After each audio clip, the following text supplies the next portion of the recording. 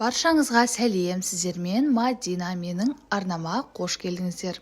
Бүгін біз сіздермен 5 минутта пісіп шығатын өте дәмді микроволновкада кекс дайындайтын боламыз шоколадты.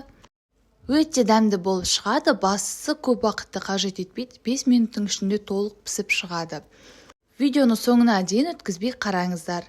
Ең алдымен ыдысымызға 2 жұмыртқамызды жарып аламыз. Оның үстінен құмшекерімізді қосамыз. Миксерді қажет етпейтін венчик болса болғаны, жақсылап осылай қант ерігенше араластырып аламыз. Оның үстінен қаймақты қосамыз. Мен қолдың қаймағын қостым, өте дәмді болып шықты. Осылай жақсылап біркелкі масса болғанша араластырып алыңыздар. Қанша мөлшерде қосу керектігін видеоның астындағы описание бөліміне жазып қалдырамын. Сол жерден қарап көрсеңіздер болады.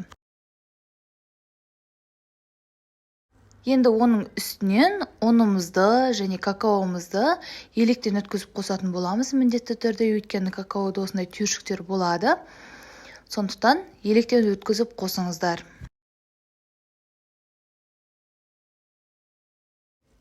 Осылай қалған түйіршіктерін қасықтың көмегімен осылай үгітіп, барлығын електен өткізіп алатын боламыз. Оның үстінен 1 шай қасық қопсытқыш, яғни разрыхлителімізді қосып, тағы да жақсылап араластырып аламыз. Қалауыңыз бойынша ванилин қоссаңыздар болады, өте әдемі иіс дәм беру үшін. Осы массамызды біркелкі болғанша жақсылап қозғаймыз. Ешқандай түйіршіктер, ұндар қалып кетпейтіндей біркелкі масса болғанша. Шоколадты массамыз осындай болып шығады. Енді кез келген осындай ыдысымызды аламыз, астын міндетті түрде майлаймыз. Микроволновкаға салуға болатын ыдыс болуы қажет міндетті түрде. Мен осындай шыны ыдысты пайдаландым. Енді осының ішіне жаңағы қамырымызды құйып біркелкі етіп орналастырып шығатын боламыз. Бетін тегістеп аламыз және де микроволновкада ең қатты скоростьта, яғни максимальный скоростьта бар болғаны 5 минутқа қоямыз. Одан көп қоймаңыздар, күйіп кетуі мүмкін. 5 минутта осылай көтеріліп, өте әдемі болып пісіп шықты. Ағаш таяқшаның көмегімен піскендігін тексереміз. Құрғақ болып шықса пісті деген сөз. Енді бетін әрлеу үшін ганаш жасаймыз. Ол үшін 50 грамм шоколад пен 10-15 грамм сары майымызды қосып ерітіп аламыз. Піскен кексімізді осылай тәрекке қойып, міндетті түрде алдымен лопаткамен астын ажыратып алыңыздар. Одан кейін төңкереміз. Оның бетіне шоколадты ганашымызды біркелкі етіп жағып шығамыз. Қалауыңыз бойынша жаңғақтармен әрлесеңіздер болады. Осымен біздің кексіміз дайын болды. Міндетті түрде осы рецепт бойынша жасап көріңіздер. Кәдімгі брауни пирогынан дәмі кем емес, өте керемет болып шығады.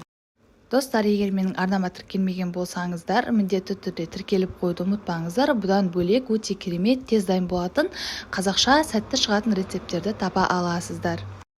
Осымен біздің микроволновкада дайын болатын 5 минутта пісіп шығатын кексіміз дайын. Міндетті түрде осы рецепт бойынша жасап көріңіздер. Егер видео ұнаса, лайк басып пікір қалдыруды ұмытпаңыздар. Видео ұнаса, видеоның астындағы поделиться батырмасын басып, WhatsApp желісінде достарыңызбен бөлісуді де ұмытпаңыздар. Өте нәзік болып шыққан, іші толығымен піскен, міндетті түрде жасап көріңіздер. Сіздермен болған Мадина. Келесі видеода кездескенше астарыңыз дәмді болсын.